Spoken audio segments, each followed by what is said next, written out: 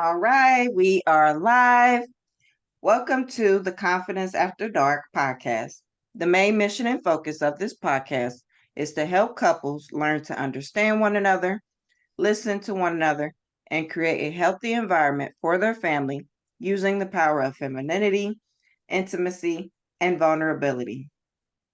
If all you do is fight and argue, say hurtful or mean things to each other, you want the relationship to work, but you just don't know how after everything that you've been through. I feel you should definitely subscribe to this podcast as I will be providing tips to help you reconnect in your relationship. Because when you thrive, everyone else around you thrives. So, in today's episode, I have a guest. She is a Tantric sexologist coach. Her name is Erin Berry, and she coaches women on how to release negative cycles and patterns that no longer serve them so that they can welcome more pleasure into their life and be more comfortable with their body. So, I wanted to start off by asking Erin to go ahead and introduce herself, what it is that she does, and who she hopes to serve the most. Yeah, well, thanks for having me on the podcast. This is awesome. Well, I am Erin, and I am a tantric sexologist and somatic relationship coach. I work mostly with females and couples. So with women, I help them reclaim their pleasure for themselves. I have a membership and do one-on-one and group coaching. And as you mentioned, really it's around helping us get out of our own ways. Like we've all received patterns and cycles and conditioning that keeps us from actually creating the relationships that we want and the intimacy that we want. And so ultimately that's the work I do with women. And then I do relationship and tantric intimacy coaching with couples, which is a combination of connection, communication, and tantric practices to really deepen people's intimacy, teach them something new, help them reconnect, all the juicy things. All right. Thank you so much for that introduction. So, could you tell us a little bit about what is Tantra? Because I kind of have, I think, like a surface value idea of what Tantra is. Usually is, associated with those crazy positions and, in the book and stuff like that. So could you explain a little more in depth, like what Tantra is and how you use it? Yeah, absolutely. So I think most people have a pretty narrow understanding of what Tantra is. I think a lot of people I talk to when I mention Tantra, they're like, oh, that thing that Sting does. They all know that he practices it. It's actually, it's a part of yoga is really one thing to understand. And it's got a philosophy behind it. So it's a very spiritual practice in all of the ways. For the work that I do, it's all about seeing your partner and yourself as the divine. So it's getting underneath all of those layers of stories and ideas we have about one another and reconnecting on a very spiritual level. So it's taking sex and making it spiritual, honestly, more than anything else. So a lot of the practices include breath work. Yab yum is I think maybe one of the crazy positions you're talking about, but really that aligns the chakras. So it's a very energetic practice, and it really is basically calming and attuning your nervous systems to one another when you're doing this in partnership. So, everything is connected to the nervous system. So it's just a way to really get in sync with your partner and have a deeper, juicier, intimate life. Okay, so Tantra is just about um, connecting your body with your partner's body, but not so much on just a surface sexual type of way, but more so to like understand each other's body and connect energy to energy type of thing. Yeah. So when I work with individuals, which you can practice Tantra solo as well. Okay. It's all about working with your energy systems. The chakras are involved, and then there's a few others as well that are typically worked with. But it's about basically taking pleasure at, like you were saying, like that super kind of official level of slapping bits or having genital pleasure, and actually learning to become the master of your own sexual energy. It's just like spiritual energy or any other kind of energy. Like, you can actually work with it. You can spread it throughout your entire body. You can use it to manifest. You can be magical with it. So yeah, it definitely takes the physical act of sex and makes it way more spiritual and deeper and juicier, I think, personally. But you do use sex in it, like Yeah, you you. can. Okay, Yeah, okay, you can, and you don't have to at the same time. okay, Yeah. okay. So could it be like you just exploring your body, touching your body, or just getting in tune with your body? Yeah, a lot of the practices that I teach, even initially with couples, because in a way it's a kind of sexual training, it's different than anything we've learned. Some people are already keyed into energy and breath. Some people have never worked with that before, kind of like going to a yoga class for the first time. And so a lot of the time it's actually using just breath and movement and sensual touch and pleasuring without sex to kind of get those new practices in the body so that you can then take it into your sexual practice and become the magicians of your own sex life, essentially. Okay. How do you practice tantra by yourself? Because I didn't know you could do it by yourself. Oh yeah, so I mean it's the same thing, it's just without partnership. So instead of having your partner pleasuring you, you're pleasuring yourself. And Mm, like I said, a lot of the practices are actually can just be done with breath work. So when I guide practices in my memberships, basically what I do is I offer, it can be breath work, it can just be a meditation, even like focusing your awareness on where you want the energy to go, or it can be, sensual touch all the way up to self-pleasure. okay. So my next question is is tantra used in womb healing? So like being able to heal any like trauma or damage to the womb, whether that be physical or emotional type of trauma that ends up settling into the womb, most likely affecting the sacral chakra, right? Mhm. So is can tantra be used in order to do womb healing again? Yeah, absolutely. I mean, some of the practices that I work with, it's actually intending to heal a specific chakra. So you would definitely be doing the energetic work around it. And then on the flip side, the somatic work I do tends to deal more with the traumatic physical stuff that's still sitting in the body, because we take on trauma in on all the levels, right? So it could be in the chakra, but it also could just be being held in the cells of the womb. So there are practices on both sides that you can work with to help clear that trauma out. Mm. So what is the benefit of healing your sacral chakra? Oh, so many things. I mean, it's an area that's not just for pleasure. It's also where our creativity lies. And so creativity is something that we all need to be tapped into to really lead our most alive lives. And so doing the work around healing, not only to open up that sexual energy, because pleasure is our birthright. And I think we forget that a lot, and especially this culture, is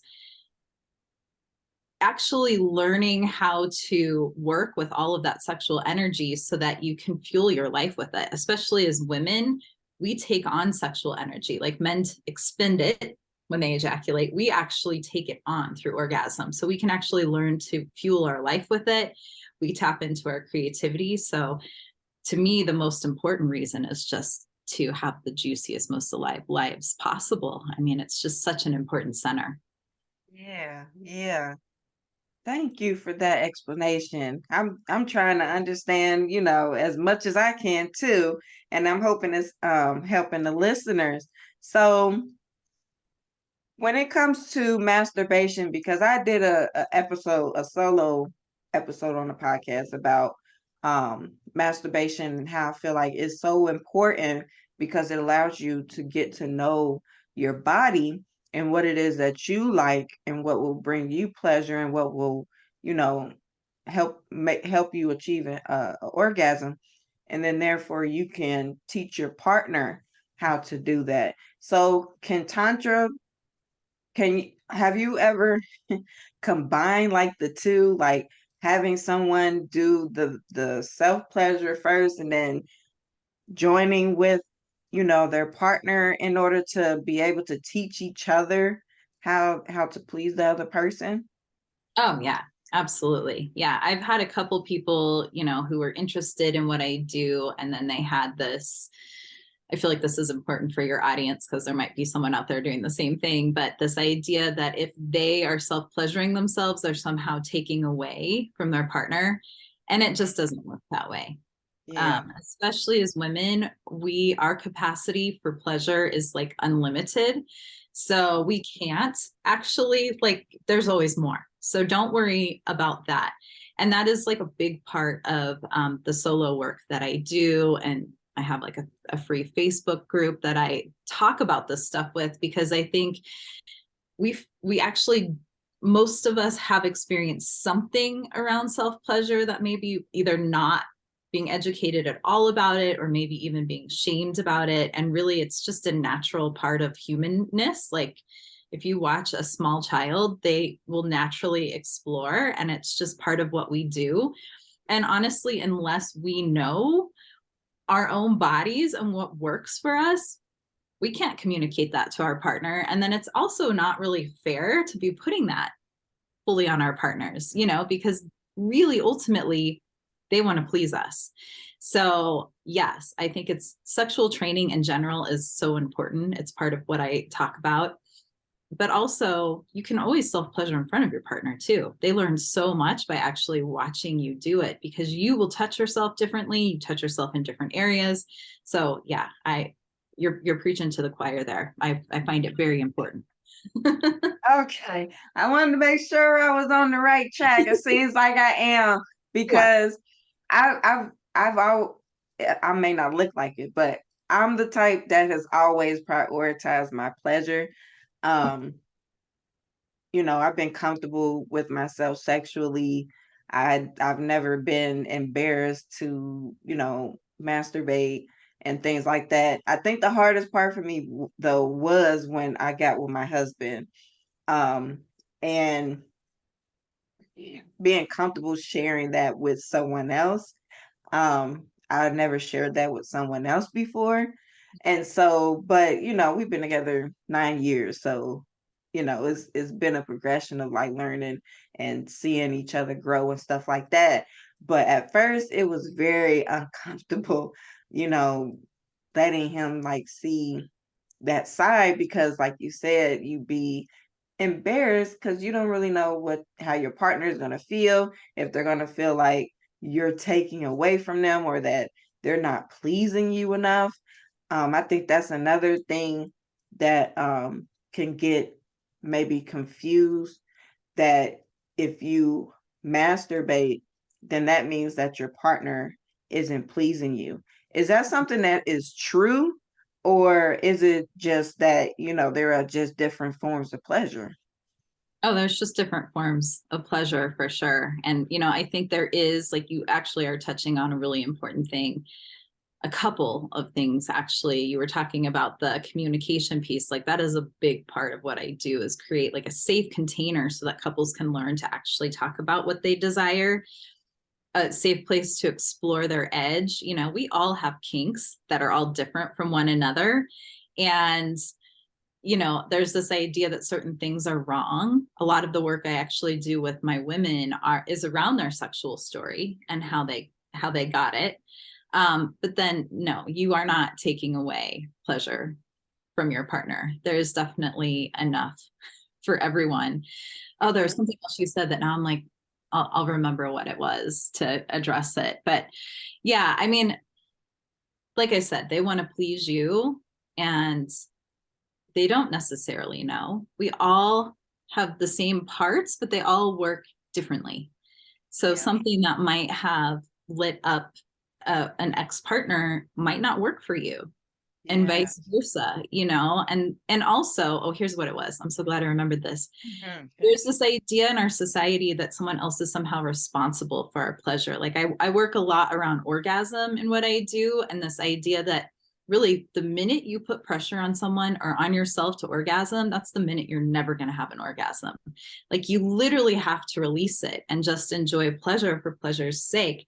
So also being really careful that your partner isn't pressuring you into that, and there isn't like an expectation of that, So I think this can be very healing for making yourself responsible for somebody else's pleasure and vice versa, because we are ultimately responsible for our own pleasure. I speak to this a lot when I speak to people who are in the dating world, like masturbate before you go on a date.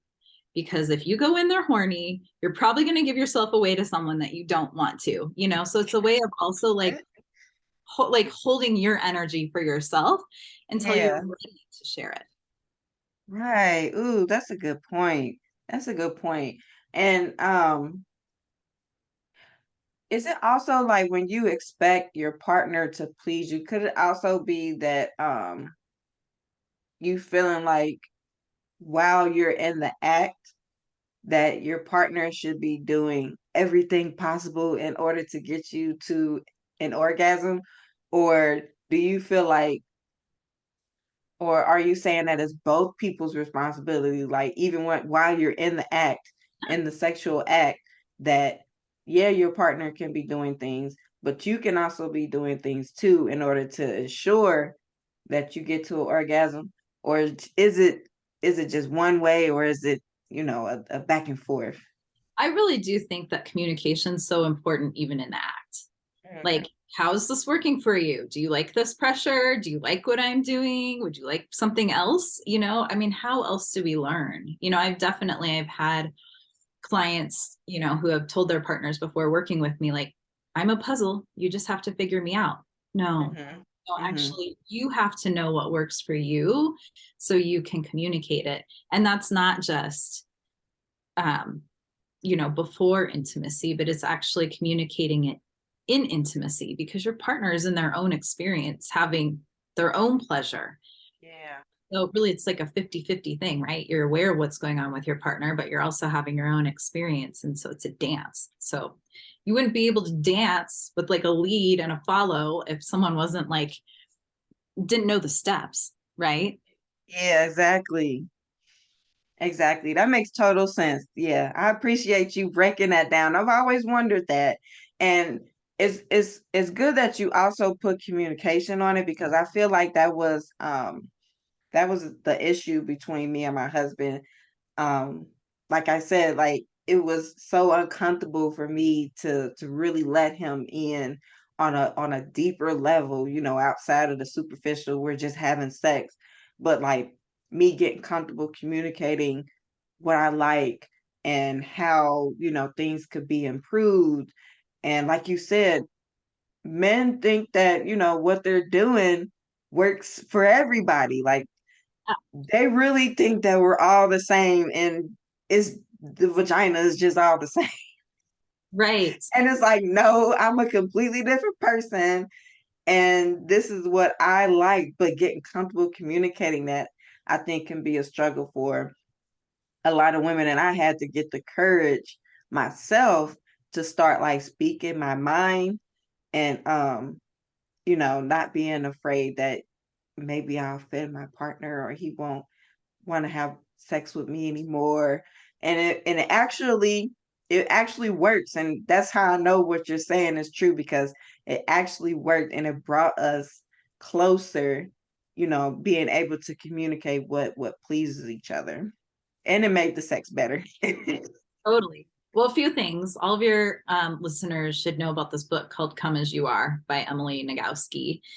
Mm, It basically talks about how, most women or most men experience pleasure in a similar way, right? But women are so different, and it talks about why. So that can be super helpful, and that can help open the conversation. But the I'm other gonna look part of that up. this is, yeah, it's great. I'll make sure I send you a link to it as well. Let's see, what was the other part of that? Oh, I call it Tantra foreplay. I mean, and it's really how I start every single session, and it's something my partner and I do as well, which is, and it does actually bring you like deeper, these connection activities, like I mentioned, that actually help your nervous system settle and attune to one another, but also creating a safe space to communicate. Like I said, because everyone is having these thoughts, right? And then we're all up in our head, assuming like either our partner's supposed to know this, which how would they possibly know this? Or like you said, like that you're somehow going to offend them. Like I just did a post recently about lube. I think lube is super misunderstood because women can actually be turned on and not be wet.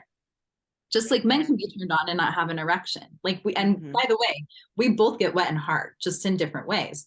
And so really there's this whole idea though, that like someone's not doing it for us if we're wet, but really like something else might just be going on that's making it so it's not the case. And so being able to communicate that, like, hey, which is what I did with my partner. I was like, I just learned this awesome freaking thing about, you know, how we get wet and how you can be turned on, and that I'm like so pro lube. I actually hand it out when I go to conferences and speaking events and stuff, because I'm like, more lube, it makes sex better. You know what I mean? So I think if we can start to debunk some of these myths and kind of approach it in that way with our partners as well, you know, they can't take it as personally. Like if we're, so check out that book, because I mean, it really does. Then you've got like research to back you up. Like, it's not you, honey. It's just, this is the way my body works, and it's completely normal. I love that. That's interesting. I didn't know that. I did not know that. So I'm gonna definitely have to check that book out. I think I've heard of it before.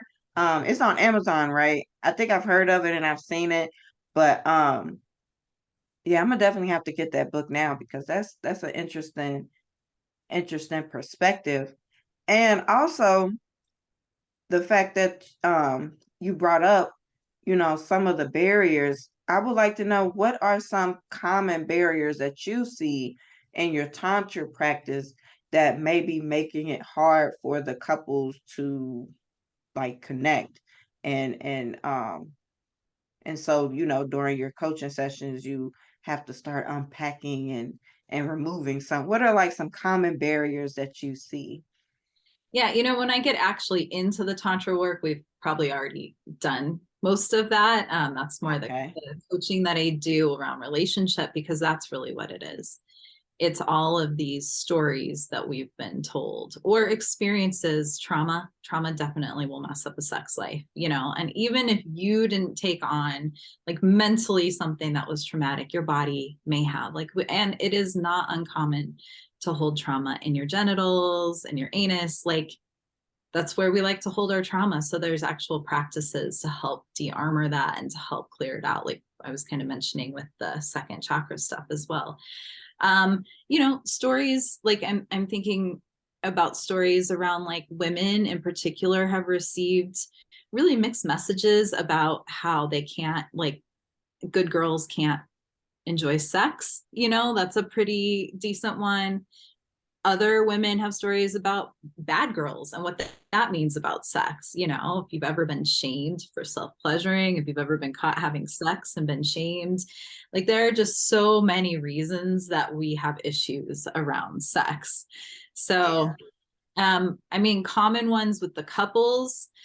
Well, one thing to address is if you've had a deep intimate relationship before, you can get it back if you have the chemistry, which means one of the questions I ask my couples at the beginning is, do you like the way your partner smells? Which is really interesting, because in my past life when I was married, I did not like the way that my husband smelled, and that is like a number one like chemistry killer. You can't like really help biology, but you can get intimacy back if you had it before. So I think a lot of people are curious about that. And then phase of life. I notice a lot of times people will actually be not just comparing to like porn or other couples, but actually more than anything, I see people comparing their like sex now to like another point in their life. And usually the point in their life they're trying to compare it to is like in their 20s when they didn't have kids and they had like no worries in the world. And now they're in their 40s and they have kids and they've got a job and all these responsibilities, and stress can kill your sex life. You know what I mean? And I think especially in like long-term partnerships, it's really easy to drift apart and then to have no idea how to get back together. I end up working a lot with people who are about to become empty nesters because they're aware, like, oh my God, like we're about to just have this like whole house back to ourselves. Like, what are we even going to do with it? You know? So I think it's about also honoring where you are in your sex life for the phase of life you're in. And then we also go through seasons in our sex lives as well. So we travel through just like the earth travels through seasons. There's times when you don't feel like it at all. And then there's times that you want it all the time. And we live in this culture that's obsessed with doing it all the time. And actually it's learning to honor the ebb and flow of where your body's at. Right. All right. That's really good. That made me think.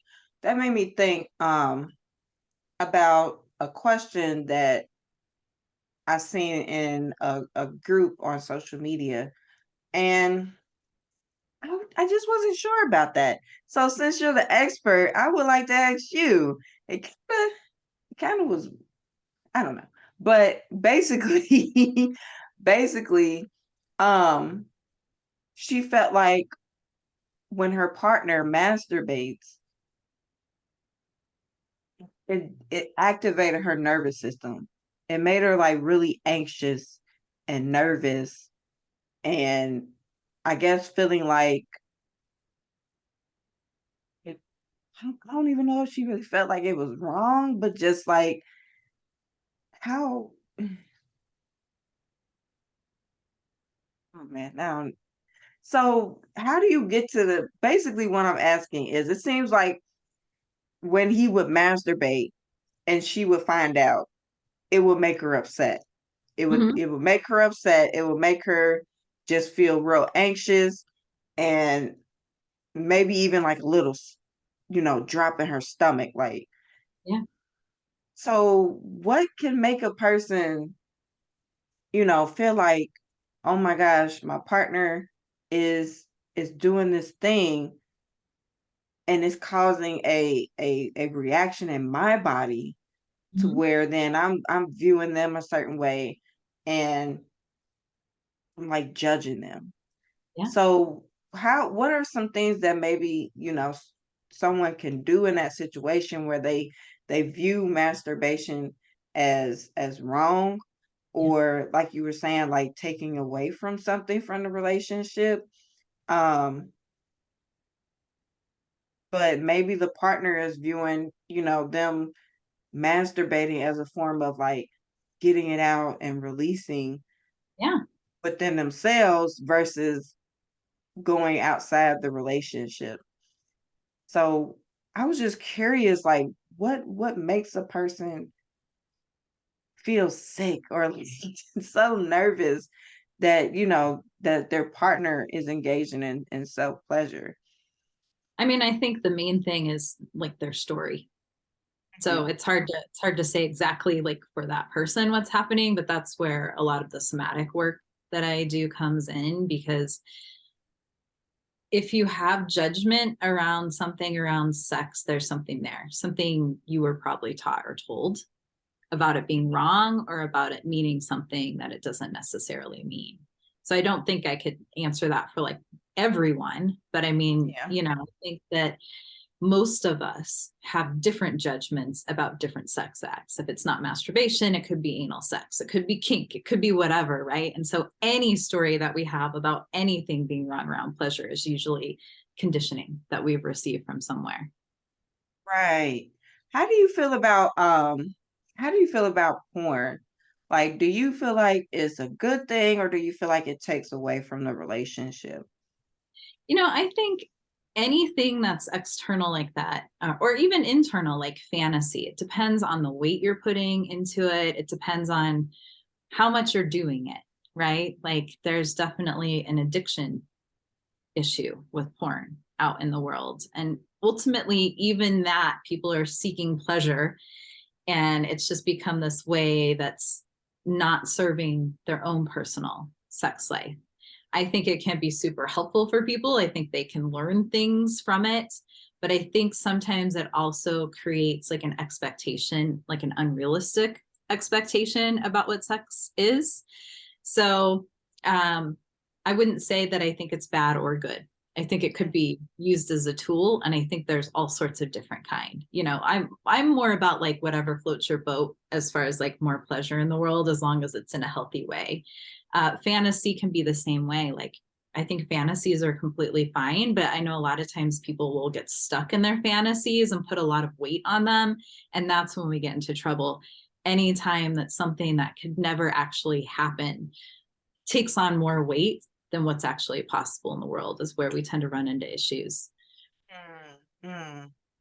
So even if, you know, when you're having sex and your partner is fantasizing about somebody else, that could be harmless. I wasn't actually thinking in partnership. I was thinking self-pleasure. But, you know, I think Okay. it's space in relationship to then have like maybe act out that fantasy with your partner. One of the practices that I enjoy sharing with couples is called sandboxing. And it's really like you get to create your date night and you get to or your sex experience in that night and you know really push your edge as far as what it is that you're wanting to explore. And I think there is space for it there. You know, I think if you notice that you're fantasizing always, I'm sure it's very normal for people to fantasize during sex, but if you notice that you're doing it all the time, then there might be something there to look at. Mm, okay. Okay. Is it so then that made me think, is it normal not to fantasize during sex? Like, All of it's normal.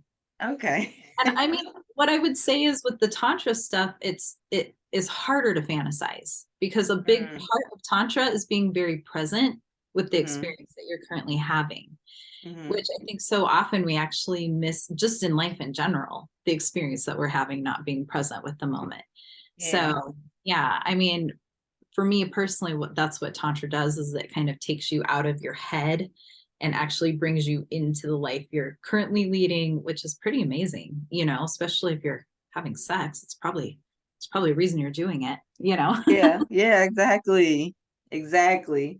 Just ask that because when you said, you know, it's normal, um, you know, for a lot of people to have fantasies, it made me think, because I don't have fantasies. Like when I'm having sex with my partner, I'm just like focused on him or that experience or whatever. And he he he was just like he tries to get inside my mind like, you really don't think of nothing else? Like you don't think of anybody else? And I'm just like, no. Like I'm just here. Like Yeah. if I think about something else or I think about somebody else, it's like it throws me off. Mhm. So I just was wondering, so is it abnormal not to have fantasies or to be thinking of something else in order to, I guess, get pleasure? But you're saying that you can have it both ways, any way that you want, as long as it, Yeah. it gets you where you want to be, right? Mhm. Yeah. Yeah. I'm Yeah, pro pleasure, more pleasure in the world. So, you know, as long as it's in a healthy way, I don't see any. right, right. Wow. So when couples are feeling disconnected from each other, usually you're saying that it's a communication issue or that they're just not able to understand and express what the issue is, because I see um the new thing nowadays is that we grew apart. We just grew apart. So how, hmm, I guess that's too general of a question. I just was thinking, like, how do people grow apart if, you've been together so long? Shouldn't you know each other by now? Like, how do you grow apart? Is it like a communication thing usually? Or like you said, you not knowing how to refocus on your partner, especially if you have children leaving the house and things like that. Um, I think it's especially in that situation. My perspective is that, like you said, there wasn't really chemistry in the beginning, or you might have never really liked that person from the beginning. And so there wasn't really like that glue to keep you together and prevent you from like growing apart. But I would like to hear your opinion. What's your opinion on that when you hear people who have been together 15, 20, 30 years and are like, we just grew apart. Like what does that make you think? I mean, it could be a couple things. First of all, I don't see the ends of relationships as a failure. Like when I work with couples on like my relationship coaching stuff, the end goal may not be to stay together. It's to figure out your truth now. Like, and honestly, I'm so grateful for the therapist I had when I was questioning my marriage, because he actually eventually said, I don't think this works. And I thanked him. Well, I actually teach for them now in their relationship academy. So that's kind of fun. But I think there could be truth to that, because we are all here in human form growing. And Mm, so that doesn't mean that we grow in the same direction. It doesn't mean we grow at the same pace. And I personally believe that our relationships they're where we make our biggest growth. And a lot of times what I've seen is on the flip side, where people stay much longer than they should, because they've got the conditioning of till death do us part, or happily ever after, or whatever it is that makes them feel like an ending is a failure. So I mean, there's that part of it. And then, yeah, I mean, it's really funny to me. I really feel that relationships should be taught in like the fifth grade, or, elementary school, with sex education, which is a whole other Pandora's box we could open. But right. it's like, we think that we know how to do this thing. And really, we've been modeled it by people who may or may not know what the heck they're doing. The Mhm. actual container of relationship is changing right now. So the reason that we became more monogamous beings in the beginning had to actually do more with like agriculture and ownership, and actually helping work a farm, you know what I mean, than it does now. Now that I think there's different expectations of relationship. And so I think the growing apart happens when there isn't like a purpose to the relationship, which is something I'm really huge on. And that people are just going through the motions. Like, how many times have you heard in your life, like, oh, that person's single, I need to set them up with someone? Like, there's actually nothing wrong with being single. It's a perfectly good choice, And this idea that we have to be in connection to be complete and whole is kind of a load of crap. And so I think that's when people tend to grow apart, when they're like, I'm in this relationship because I'm supposed to be in relationship, but it might not be the right relationship for them, or it may not even be their truth that they should be in relationship right then. Mhm. Okay, I appreciate your perspective. Um, so is there anything else you feel like the listeners should know or understand about using tantra, about using breath work, about getting in tune with their body, taking control of their pleasure? Yeah. So a big one that came up just a bit ago when you were talking was, a big thing I work with people on is safety, which ultimately, when it comes to sex, is maybe not something that we're thinking about in all of the ways. So you might feel physically safe, but maybe there's not safety around emotional safety or spiritual safety. So there's all these layers. So a lot of the people that I work with, actually, that's what I'm doing for these couples, is helping them create a safe space, whether they've experienced past trauma or something happened in their relationship that created a rupture. I think that's super important. And then around the self-pleasure piece, that's really where you start to learn your body's yeses, nos, and maybes, and honoring them. Like, even you don't have to ever touch yourself if your body is not a yes.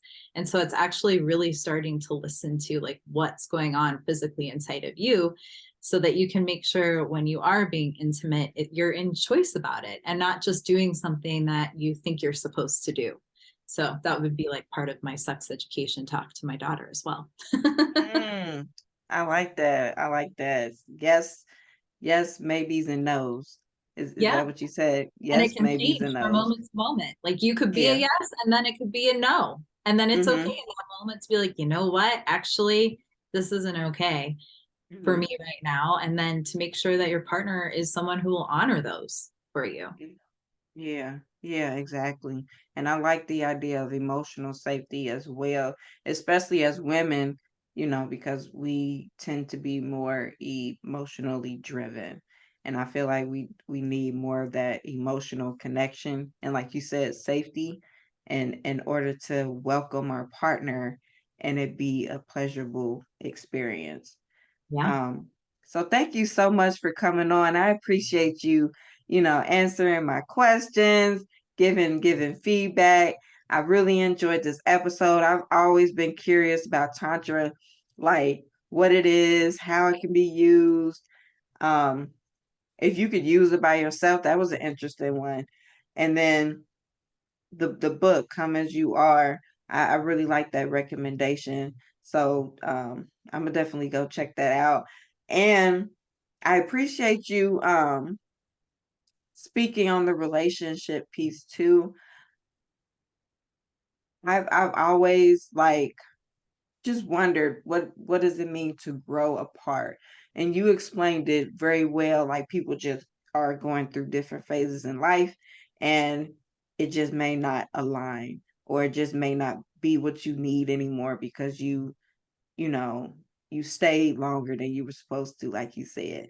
So I appreciate all the information, all the insight, and thank you so much for coming on the podcast and doing this interview. Oh, this was wonderful. Thanks for having me. Yes, thank you. So can you just shout out where the listeners can find you online, if and be able to schedule a call with you, or maybe follow you on social media, see what's going on. Yeah, absolutely. So my website is erinberrybliss.com. And then you can find me on Facebook under the same name, Erin Berry Bliss. I also have a group called Pleasure Seekers. It's a safe space for women to explore their pleasure. I think there's two of us out on Facebook. So there's a pink background is how you can find mine. And then on Instagram, I do a lot of stuff on intimacy under the Pleasure Priestess 111 handle.